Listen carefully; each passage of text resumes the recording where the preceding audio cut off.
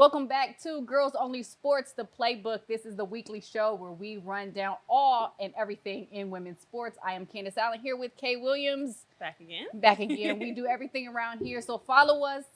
What you do on all social medias on Instagram, TikTok, Twitter, X, Twitch. All branches. All branches of social media. Do what you do. Like, comment, subscribe, share with your friends. We greatly appreciate it. We're going to get right into today's show, some highlights and some information going around in women's sports. We're going to start in women's college basketball and this transfer portal, which, you know, look, South Carolina is the powerhouse. We know what they can do. They only lost one player, but USC, the University of Southern California, reloaded. Like reloaded. They went from like 30 years of not getting recruits. Right. Juju staying home, and now everybody is like, so if come to LA. South Carolina's Vegas, USC got to be Liberty. Yes. Like, yes, that type of talent. Yes, it is.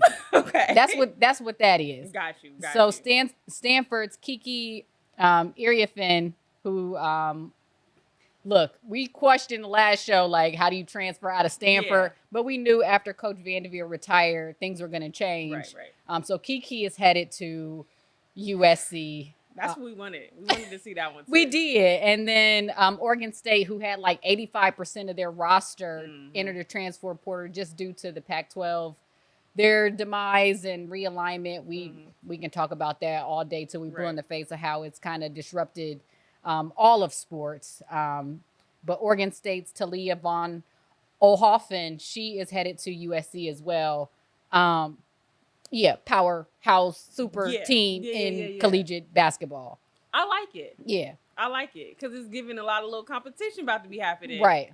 Within the college game. It keeps it exciting, keeps that momentum going with the run that women's college basketball has been on. So. You're going to have matchups. You're going to have rivalries. And these kids is young. And we already said, like, they different.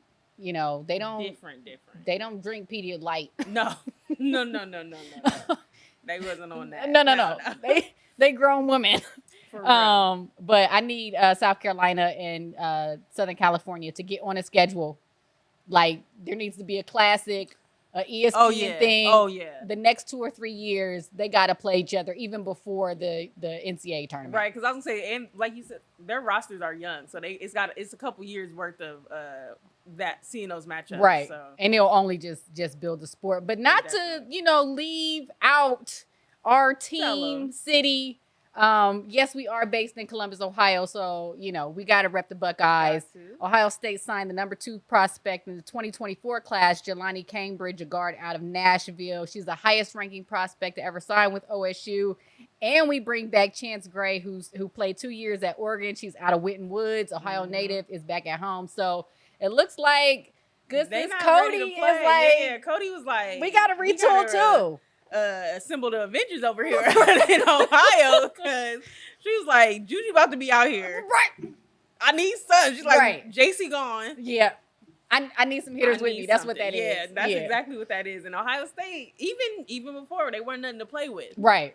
People like to be like, oh, it's Ohio State. They gonna do what they do, but it's not too much. They in the Big Ten, whole conversation. But I think it's gonna get competitive. Oh, absolutely. They got a bad taste in their mouth after that second round. Yeah. It's like we gotta take it up a notch. Definitely. And like you said, Ohio State and USC is gonna be in the Big 10, the Big 18, 19, whatever, how many teams it is. Still the Big 10. But Girls Only Sports need to be in the building. So if you watch it, like, make sure we on the media list and all that good stuff. Please and thank you. Yeah, next season. For that USC game. Yeah, absolutely. Right. Moving on to a little bit of WNBA news. Things are starting off. Training camp has started for all the teams. If you follow any of the WNBA teams on socials, they're putting out content daily. It started multiple times on April 28th. And just a warning to all the new fans out there, or people, I don't even want to call you new fans, because we want to be welcoming. Yes. Fans to the W. Yes. Be prepared. It is going to be the Hunger Games when these cuts start. Prepare for your heartbreak now. Yes. Like, just prepare. It's not because the veterans are taking up space and they're not. No, these players are just that good. There will be rookies who make the team. There will be rookies who even start. Yeah. But just be prepared that it is going to be crazy in the next couple weeks. Especially this year with the talent coming out. I think you're going to see that competitive. Like last year, we were shocked when certain people didn't make rosters and things. But I'm going to be more shocked when I start seeing like the veterans that's getting because these youngins is out here this year. Like they're a little the youngins different. This year is different. Right. So it's gonna be tough. It's gonna be tough. On the veterans too, they probably coming in like, oh, we was cool for a couple years. Yeah. They putting they grown women stuff on and they ready. They ready to go. A lot of them girls, they know what they got to do. They're coming in prepared. Everybody, the last couple of years has been a lot of conversation about the lack of roster spots in the W. So veterans as well as the girls coming in, they're preparing for that moment. Like, oh, I need to make sure I can make this roster. I need to make sure I'm prepared to put in that work. So, right. So 12 teams, 12 roster spots, 144 players. That is it. That's the only amount you can fit on a team is 144 players in WNBA. So it is going to get crazy. Be prepared. Yes. Some other better news. Right. Ty Young, long time WNBA player. Got a new position for the Chicago Sky. If you don't know Ty Young, she was affiliated with Love and Hip Hop for all of my cultured fans. But I think she fits the culture that Coach Weatherspoon is building in Chicago. Yeah. I think that's a good fit for her. And I think she's a Chicago native, if I'm not mistaken. She might be. Do some research. Let's do some research. I don't know if you telling the truth on that one. Is she from Chicago? Let me see. No, she's not. She's not. But like you said, she fits Chicago. She does. Yeah. I think she's a good fit there. Like I said, I think Angel, under like learning from her, I think it'll be good for Angel. Right. I think they'll get on well. I think, like you said, the vibe is just vibey. Right. Chicago is cooking up something nice right now, and I think it'll be interesting to see that training camp. I want to see I want eyes in that training camp. For sure. Like we mentioned that before. And we'll probably say it till we blue in our face. There should have been a Hard Knocks or I don't know what the WNBA version is. Right. A camera crew in every single one. Every single one. The behind especially the scenes Chicago. Photos and videos ain't enough. No. That's not enough for me. It needs to be Big Brother WNBA. Ooh, I like Big Brother After Dark. You know the one that used to be on Showtime? That used to be my show. Whoa! They used to just watch them around the house. Right. I just know in the gym. For sure. Yeah. So. They're like, oh, look, she ain't playing hard. Yeah, I'm like, what you cut her? Get her out of there. Get her out. Look at me hitting the mic. I'm sorry. We would have been on Reddit pages and all that stuff talking about, you know what, she sat down for 2 hours and 15 minutes. He had cut her. Yeah. She didn't even play the video game while she was doing it. Like, she wasn't even working on her skills in the game. Right.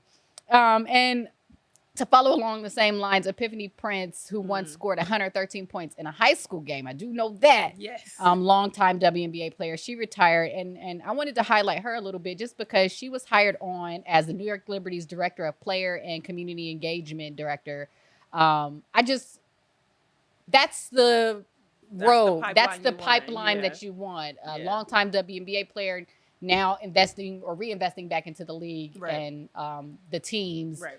So at the end of their careers, that WNBA players can stay in basketball because inevitably that's what's going to make the game grow. Right. And they're the ones that they believe in the league. They've been in the league. They want to see the growth. So correct. You can trust the W in their hands. Right. I think so. Shout out to Epiphany Prince. I was a big Rutgers girl growing up too. I liked a lot of teams. You know how I do. Right. UConn, Tennessee, Rutgers. Bandwagon. No. Right. For sure. But I was a big Epiphany Prince fan when she was coming out of Rutgers. So. Yeah.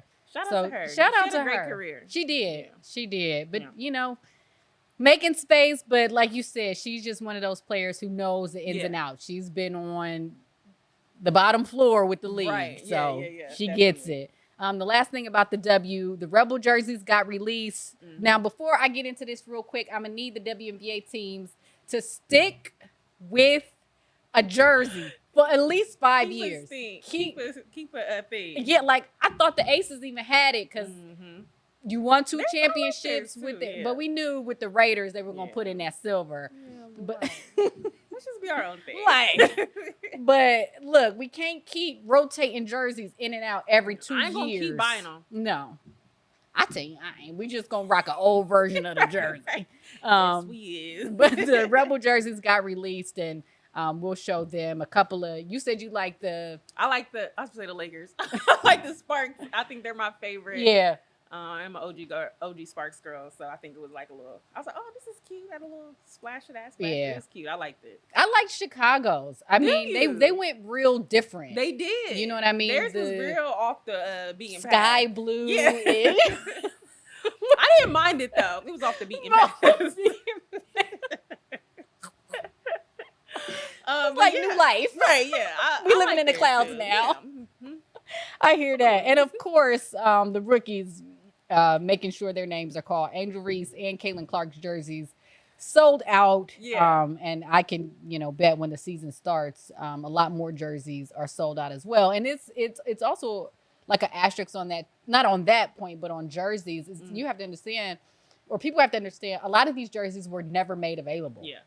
Like even Alyssa Smith, who's on the Indiana Fever, tweeted out just a couple of days ago that you can't buy her jersey. You have to like create a custom version. So although we're excited that obviously Caitlyn and Angel coming in with their excitement, that we need that to spread to the rest of the league, that there are fans out there willing to buy a lot of these players' jerseys. Right. And Nalissa is a star. Like she's not just a journeyman. No. She's one of them ones. She's a big piece. Yeah. And so that's just the next step to ensure that all the players can have their jerseys available, whether it be in stores, at least online, where you don't have to make custom jerseys. But I'm gonna toss it over to you. Ooh, after the WNBA. Got a little NWSL. But some soccer. Did you watch any games yet? It's okay. I'll recap them for you. It's okay. Friday night, we were busy Friday, so it's okay. Washington Spirit took on the Orlando Pride. Tried to have a little comeback win, didn't work out for them. They ended up losing at home 3-2. Pride win. Shout out to them. Angel City took on Kansas City Current at home, and it went about as planned, I think. They lost 3-1. They held in there, but I'll talk about that in a minute. Saturday's game, North Carolina Courage beat the Seattle Reign, who's been struggling. 1-0. Chicago Red Stars took on the Portland Thorns. Thorns got out of Chicago with a 2-0 win. Utah Royals and Houston Dash have a 0-0 draw, which both teams just don't seem to have, like they just don't have it right now. Like, it's just Houston's making some changes. I think they need some time to adjust to the new people that they've got, and just making things work. And then Utah, it's always hard with expansion teams because you see certain teams, like so there's 2 expansion teams. BFC, I think BFC does still have room for improvement, but they're on a better trajectory than Utah right now. And it just seems like Utah everybody just plays their own game kind of still. I think it was a quick window from starting the season and like meshing. Right. I think there was like a little. They're gonna need like a year or 2-ish. Yeah. Kind of like Angel City, but we're on year 3. I'm just saying, I did bandwagon for you guys. Shade. But last game on Saturday, San Diego Wave took on BFC. They were able to win 2-1. And then the final game of the weekend, Gotham took on Racing at home. Ended in a 1-1 draw late in the game. That was an exciting one.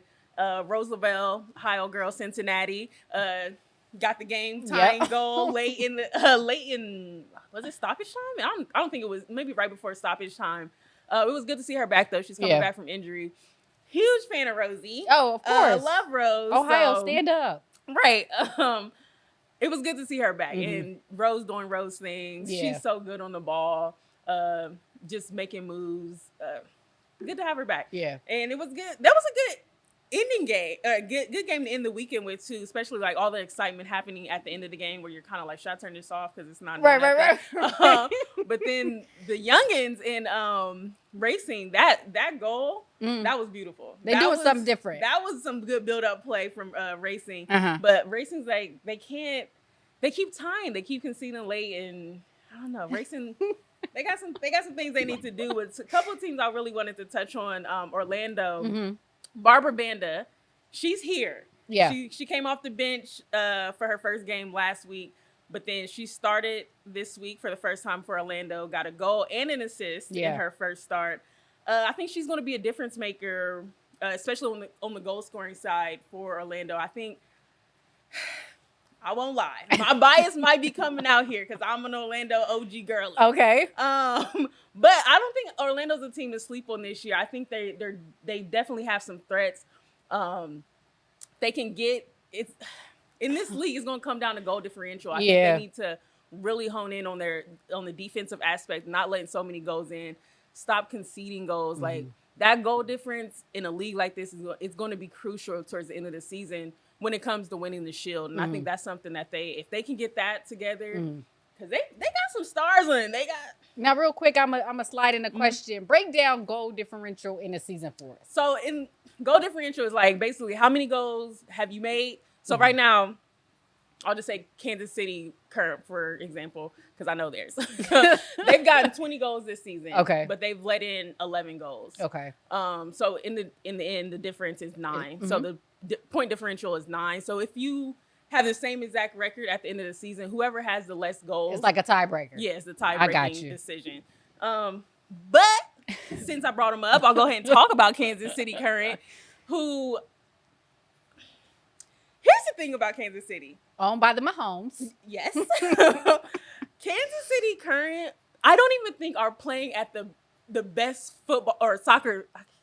I watch too much. Yeah, I watch too much international. We with you. Right. I think they are not even playing at their full potential right now. They have so many things that they could work on. That front line, Bia and Chawinga, that is solid. Yeah. You bring in the fact that they got Dabinha, another Brazilian, you know?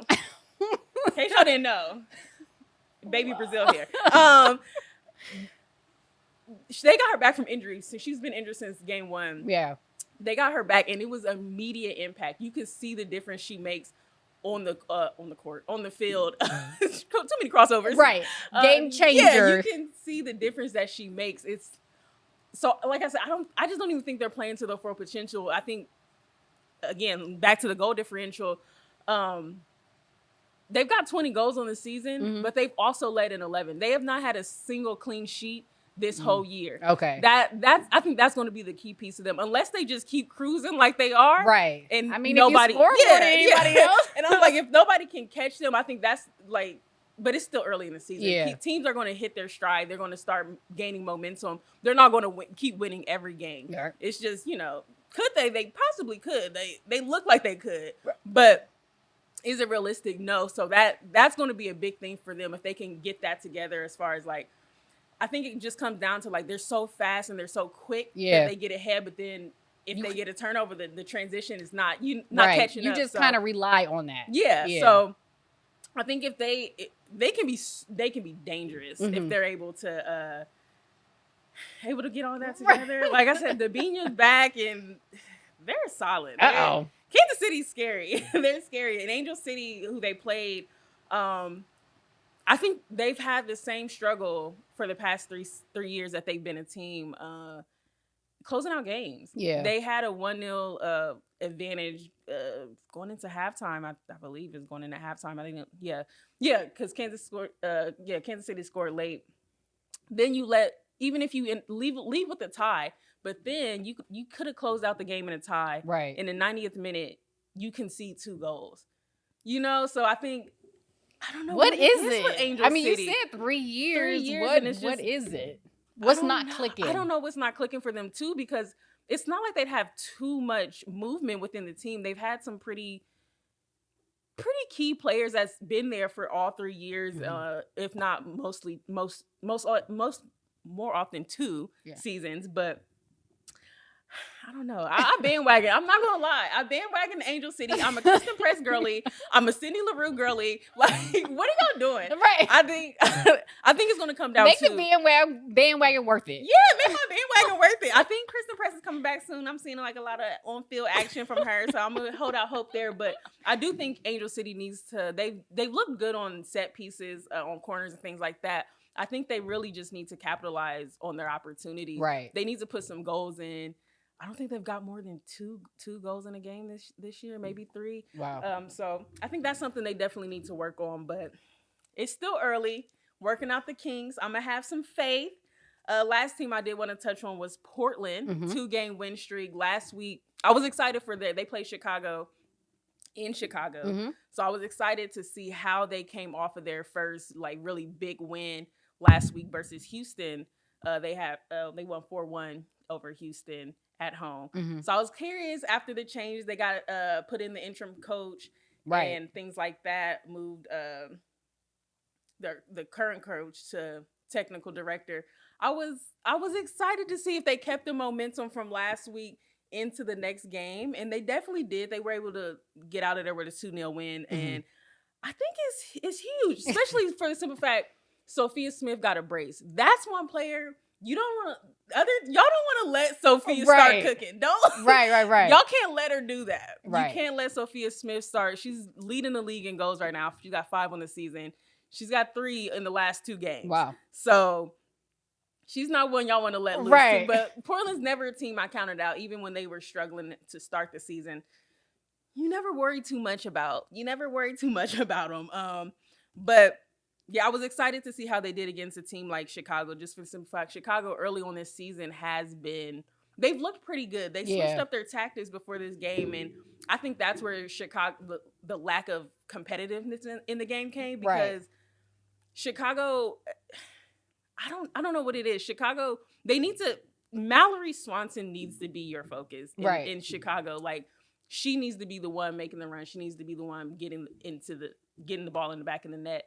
And I think the switch up just kind of shifted things around a little too much, that she didn't really get into the spaces she needed to be. So getting your best player the ball seems like a good strategy. Exactly. I may not know much about soccer. I do know that. Yeah, so I think Chicago's got some potential. They've got a lot of superstars there. Mallory Swanson, she doesn't look like she skipped a beat, which is exactly what you want from a player coming back from such a difficult injury, difficult recovery she had.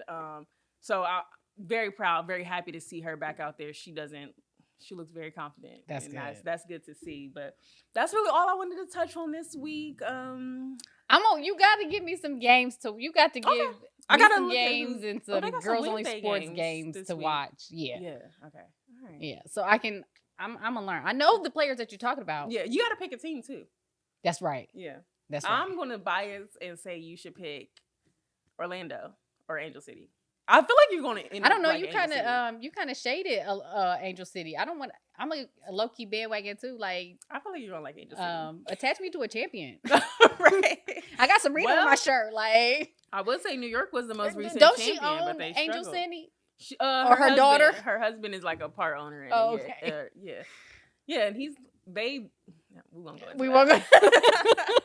But shout out to him. I like him. Okay. Moving along from soccer is to volleyball once again. Before we get started on the Pro Volleyball Federation, we are in the Central City in Columbus. Columbus Fury are here. So if we are biased, that is why. Yeah.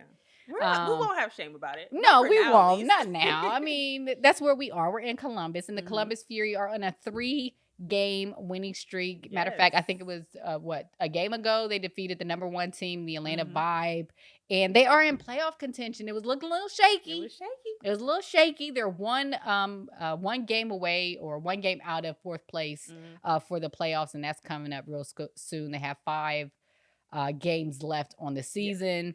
Atlanta Vibe, they are the only team right now to clinch a playoff spot as the season is concluding probably around mid-May. How the playoffs go, because we had to research this. This is their first season, the inaugural season. The winner gets, meaning the winner of the championships gets a $1 million bonus. There'll be 4 teams in the playoffs, the top 4 teams. The game will be played in Omaha, will be streamed on CBS Sports Network. I shouldn't say streamed. You can watch it. That's a cable channel. Right. Like, you got to pay for it. But you got to pay for it. You got to have Spectrum on one of them things. Right. The semifinals will be on May 15th and the championship on May 18th. So we're just going to keep our eyes and ears there. We'll be at the Fury game on May 11th. Yes. see if they can continue to push. I mean, they've been dominating. They've been dominating. Yeah, they look good. They look, especially Sunday night. Yeah, I saw 3 straight straight. They was playing no games. They was. So super proud of them, and it's been exciting. It has been exciting. You know what I mean? Yeah, it's anytime there's a new league, a new team, anything, it's very exciting. Right. And especially in women's sports. Yes. And it feels way better when they win. Way, way better. Yeah. Love it. And just to tie in pro volleyball in the Olympics, Asia O'Neal, who is a part of the Fury, but she got a call up to the U.S. Olympic team this year. So shout out to her. Would be awesome, Asia, if you want to do some guest spots from the Olympic in Paris, just to check in on Girls Only Sports. We would appreciate it. Yeah. All we need is a number. We appreciate it. And congrats to her. She was the number 1 overall pick for the Pro Volleyball Federation. So good luck as she starts prepping for the Olympics. Yes. And I'm going to tie both of these two things in. The roster for the U.S. Women's National Basketball team and the U.S. National Women's Soccer team, those rosters probably will not get released. No. Give it some time. Anytime soon. No. Probably like a week or two before the Olympics. It won't happen like that, but the competition for those two teams is ridiculous. It is. Yeah. There's so much talent. Yeah. There's so much talent. So. And the big, I don't say it's not a controversy, but the big talk is just for the U.S. Women's National Basketball team. Word is they're waiting for the WNBA season to start to see how Caitlyn Clark does. And that'll be her pseudo tryout because she hadn't been a part of the national team preparations that have happened for obvious reasons. She'll be there. But, like we mentioned, it is common practice, no matter how competitive the U.S. Women's National Basketball team is, probably one outside of track and field. It's probably the hardest team to make, just the depth of talent. The best player in college has always had a spot on the Olympic team, whether it be, Shamika Holsclaw, whether it be Stewie, like it has always been a thing. Whoever was the best collegiate player, DT, like you were going to be... Oh, you said the goat. Oh, okay. I did not say that. Oh, I'm sorry. Maybe mini goat. Okay. we'll talk about it. But the best collegiate player has always had a spot, and for me, that is not a controversial thing to have her on the team. No, absolutely not. She'll be there because that's precedent. Yes. It's how do you fill out those other guard, especially those guard positions. The guard spot this season. Whew. Treacherous. Like I would just expect any guard in the W just to go off the first 10 games. Oh yeah. To try to prove themselves to get on this team. You have to. Yeah. So we'll be looking out for that. I'm definitely curious to see who's going to make that roster. Oh, absolutely. Yeah. And before I leave that, Candace Parker did get cut from the U.S. Women's National Basketball team. In 2016, she was about the best player in the world, her and Maya Moore, and she got cut. So that is the kind of environment that team is under. If a player of that caliber can get cut, anybody can get cut. We're going to talk about that. We're going to let that go. We're going to exhale. In our She Did That segment, we're going to just highlight a few women out there who have done some great things over the past couple of weeks. Locally, once again, Afrocentric head coach, the 2-time state champ, back-to-back titles, Janisa Anderson, a couple of weekends ago, coached at the Jordan Brand Girls All-Star Game in New York City. Shout out to her. She's just doing big things. Yeah, that's huge. That's huge. I seen some pictures from it and I was like, dang. Like, we know her. So, Coach Janisha, send us some Jordan Brand stuff. We could use it, but congratulations to you and all that you're doing. And I'm just glad that, especially when it hits locally and it's somebody that City League kid, guiding a dominant program, getting recognized nationally. That's all you can ask for. Congrats.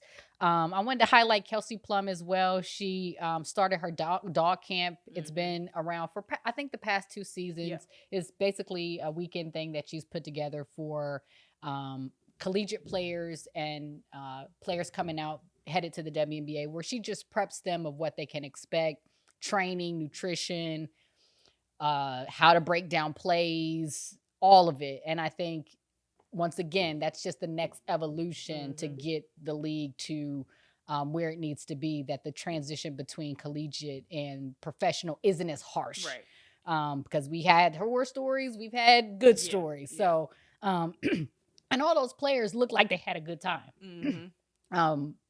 Raven Johnson was there. Malaysia Wiley was there. Kay Martin was there. KK was there. Yeah. Like, they were having a good time at that camp. So shout out to Kelsey Plum. And lastly, in our She Did That segment, the Women's Basketball Hall of Fame had their 2024 inductees. They had a couple of legends on the mantle this year. 4-time champ, probably and should, if, you know, she didn't leave us so soon, you know, trying to get her man out of jail. Shout out. Show some justice. Yeah. Yeah. 4-time state champ Maya Moore was inducted alongside Simone Augustus, one of the coldest to ever do it, alongside their teammate Taj McWilliams Franklin, all three WNBA legends.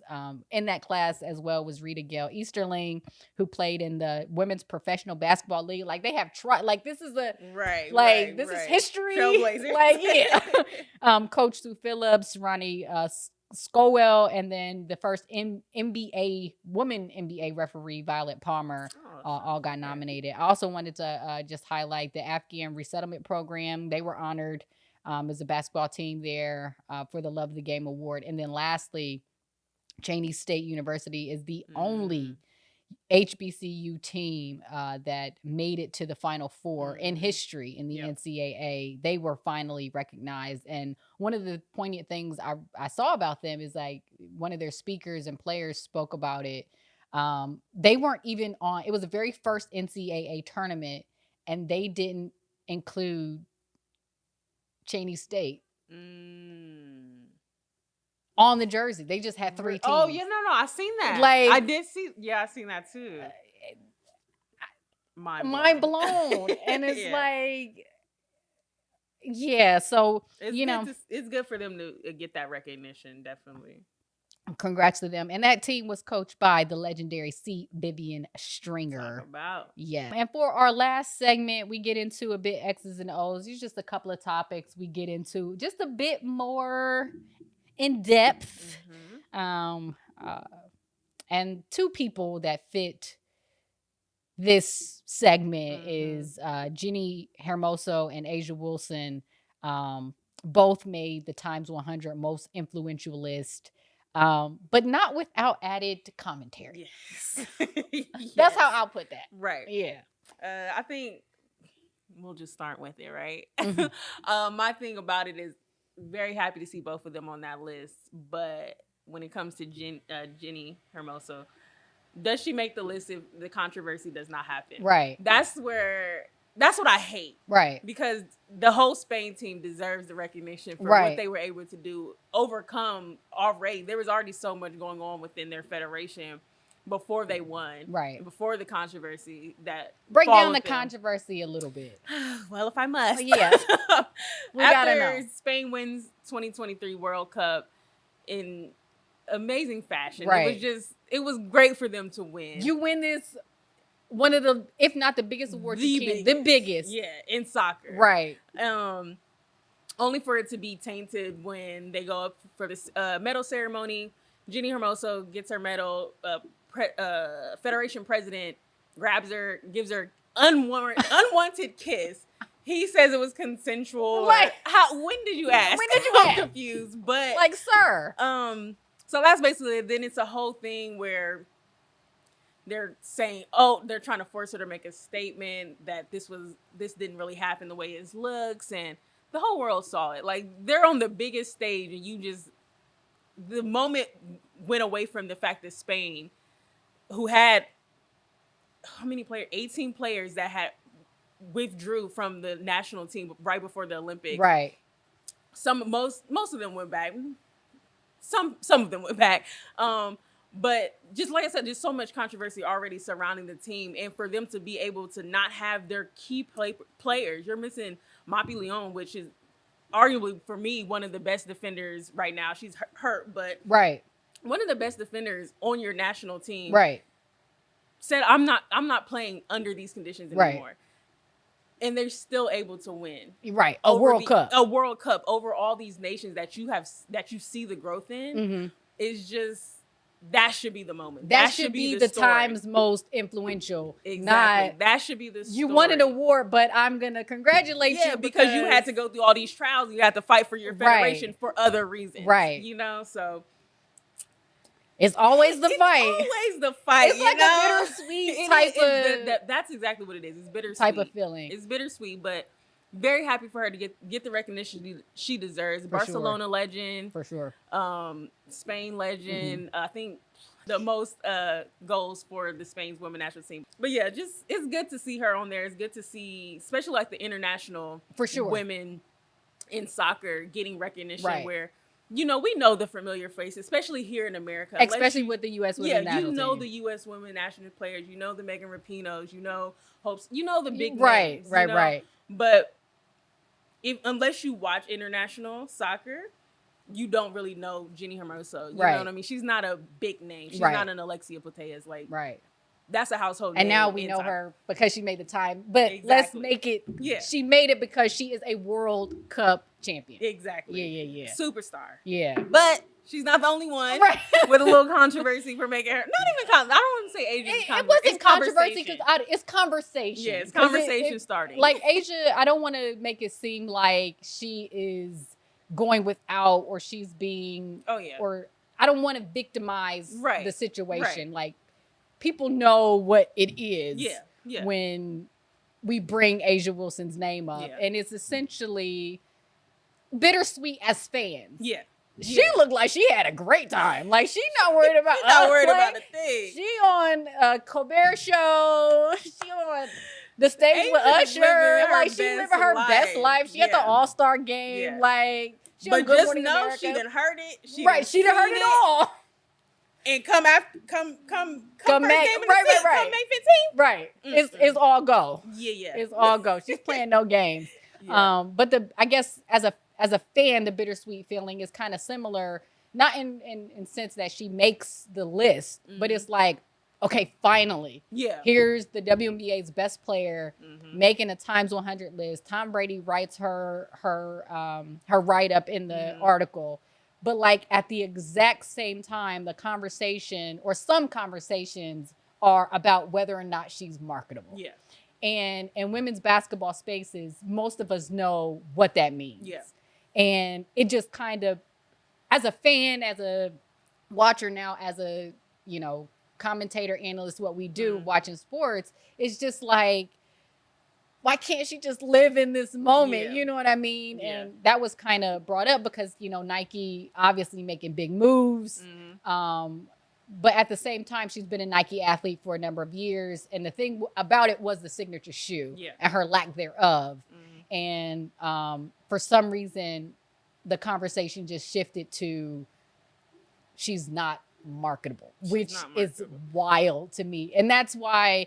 we've been having conversations about, what this WNBA season will be. I'm gonna call it, because I don't want people to think that I'm not excited. I'm very excited about what this season could be and what it could launch. But I'm like cautiously optimistic. Like it's a muted optimism because if the league's best player is being told by some she's not marketable, there's a problem. Yeah. And we're going to have to figure that out. Yeah. And I think, when do you look to Nike and say, you got to make a move? Yeah. And also, you can't market the best player. That's be like, say you couldn't market LeBron in his prime. Like, then the argument would be, oh, the women's game isn't what the NBA is. Right. Fair. Don't market on that scale. I'm not saying throw everything at Asia. Right. But for the fans that get it, the ones that really understand the game and know who's the elite players in that league, it's a no-brainer. You can't market the best player in the only league. 27. Like, people think she's way older than she's only 27. Yes. She's probably going to be in the top 5 players for the next 5, 6, 7, 8 years. And the thing too, just now getting to that prime. Just now hitting that peak. Oh, she's not even at the peak. No. That's the thing. She's still growing. She's still learning. Her game is still not evolving. Marketable. Like, that doesn't make sense. You can't market my back-to-back. Right. Like back-to-back champion, 2-time MVP. Listen, they put me 2-time defensive player. That's what I'm saying. Put me on the team, but I want to get everything that we make off Asia. I want it in my pocket. How about that? For sure. Even like, I remember when they won the championship, she had her MVP period shirt. It was a Nike shirt. It was never made available on Nike. To my knowledge, I didn't see it. Right. I'm pretty sure thousands of Asia Wilson fans would have flocked to buy that jersey. But that is a choice being made not to make those kind of things available. Yeah, and then you hear the comments too, like, oh, if they thought they could make money off Asia, they would. Yeah. I don't think it's that they don't think that they can't. I think they don't care to. Right. I'm just call it what it is. It is. I don't think you care to market her. Yeah. You market. I won't even do it. But no, you use the right word, care. Yeah, I think you don't care to. You don't want to try. Right. She's not what you want on your and it's the audience brand to be. That specific audience that you don't care for that she brings. Exactly. You know what I mean? Exactly. Asia and Sydney Colson is the funnest two people in the league. If you can't, like, personality is engaging, likable, can play, like, and then have all the accolades to back it up. Exactly. You know what I mean? That's the key. Yeah. I got all this. I got a resume. Right. And, like, we would be honest if it was like, hey, no, this one is a little prickly. Yeah. Oh, I get it. Yeah. XYZ. But, like, got to be cautious with it. Right. This one, no. Like, Asia might do she might be a little crazy at the press game after I won it. Like, I just won back to back. She was drunk 2 press conferences in a row. It's fine. But, like, you couldn't. But that makes her human. We love you. People that like it, it's authentic. Right. You know what I mean? Absolutely, you see an authentic version of her. I'm happy. I just want back-to-back titles. You think I'm not gonna I'm not gonna be happy? And you know what? Going into exactly what you said, we're gonna put in what Asia said, because I think it fits perfectly with how you just put it. She's gonna be her. Yeah. And we'll let what Asia said just in that segment. Exactly. Because that's what it is. Because that's what it is. Yeah. Asia, we got you. We got you. We got you. We got you. Yeah, it's a big moment where I just try to continue to say, like, if you can see her, you could be her. I want to be in spaces, and I hope that people can trust in Black women and understand that we have a lot more to give, but at the same time, you got to look and see how far we've come and know that there's so much work that needs to be done. But I'm not going to dim my light. I'm not going to soften my voice. I'm going to still be the person that I am every single day, because I know that there's a young Black girl that is like, well, where am I? Where am I? Why can't I be seen? And so whenever I come to the table, when it comes to big sponsorships or people that are like, well, we want to invest in you, I'm like, well, you're going to get me. And I'm not changing that, because that's what needs to be seen. And it's hard. It really is hard in a world that tries to tear you down, a world that tries to wipe you underneath that rug. But I feel like that's when you have to beam the brightest, is when you're in these rooms with different people pushing each other up to the top, and know, like, it's going to take all of us to get this change. It's not just us. It's going to be everyone in this room that's going to have to come together to help uplift others. Got you. But that is our show for today. Thank you for tuning in, joining in with us. We'll be back next week for more information: soccer, volleyball, basketball, track and field. We'll try to capture it all. It's a lot. Once again, I am Candace Allen with Kay Williams. Follow us on all platforms, including especially our YouTube page. Subscribe, follow, share with your friends, family, cousins, sisters, brothers, extended family, Instagram family. Just share it everywhere. TikTok, we're going to try to get that set up as well. But as always, thank you for joining us. This is Girls Only Hoops, the Playbook.